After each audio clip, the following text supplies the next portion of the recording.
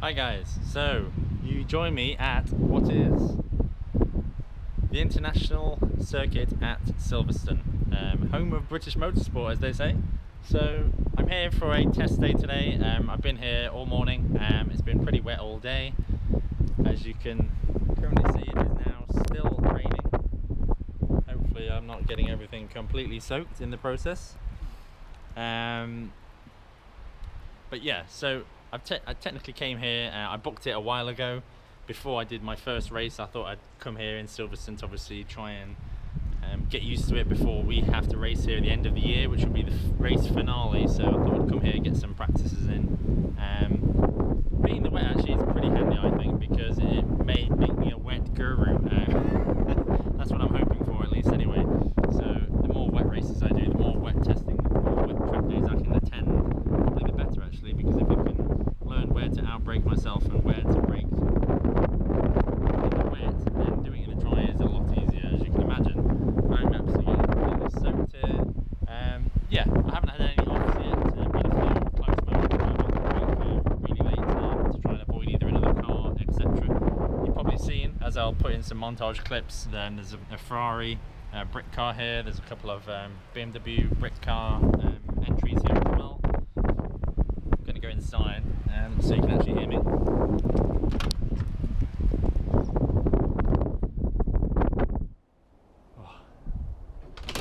Better. Okay, so there's quite a lot of interesting vehicles here today. Obviously, as you've seen, there's a Dodge Viper here today. There's a Ferrari race car, Dodge race car, a couple of BMWs that are obviously in the brick car series, the endurance race, and effectively there's a lot of things you need to keep an eye out for on a test day. So obviously on a test day they can overtake you on the left, they can overtake you on the right, so you have to be a little bit more cautious around your turning points, just making sure that you're not going to turn into a £2 million Ferrari race car, for example. So yeah, it's a little bit different to a track day. Track days obviously you're a little bit more used to only overtake on the left on a straight only, whereas on a test day you can overtake on the left, on the right, anywhere you want. Under braking, under acceleration. Don't know where the hell I am now. Somewhere in the halls. Probably not the way I want to go. So I'm going to head back now, check the car over, check the tyre pressures, and get back on track. But yeah, wow, I'm actually in Silverstone Hall. Looks like they do some presentations here. On the big screen. Maybe the award ceremonies, that type of thing. But yeah, the paddock area is pretty grim at the minute. There's the Ferrari truck, as I mentioned a bit ago, Ferrari Challenge. Very fast that is out here today on wet tyres. We've got all sorts here, absolutely all sorts. I've seen V-Box here as well. V-Box seem to be sponsoring the Fun Cup as well as the Caterham Academy this year. They've got their own Fun Cup VW Beetle, and that's what they're based on. However, I learnt today they're actually a 1.8 out of a Audi. I think it's out of an Audi TT. Rear wheel drive, either a sequential box or paddle shift. So that was quite interesting to chat to a couple of the Fun Guy people, understand how they're finding it out there, because obviously they're finding it pretty bad as well, being rear wheel drive as well. Understeer seems to be a bit of an issue, although I've realised taking the front anti-roll bar off, changing the pressures can help. So yeah, let's get on to this afternoon.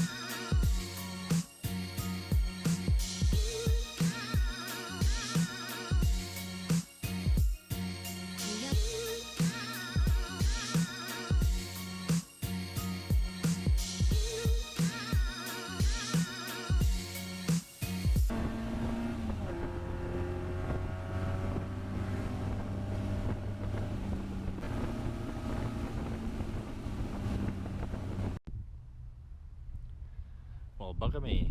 So it's 3 o'clock. I tried boosting up the tyre pressures to a dizzying 30 psi on the back. No, sorry, 30 psi on the front and 29 psi on the back, because the backs will heat up a little bit easier. And that kind of helped in the real heavy downpours. But would you believe it? From that lens flare, I'm sure you can guess, the sun is out. So we've got an hour to go and time to drop the tyre pressures, change the visor over and see what we can get. I think the quickest so far in the wet we've had is a 139. So yeah, let's hope that it dries out and we can try and get a bit of a dry line.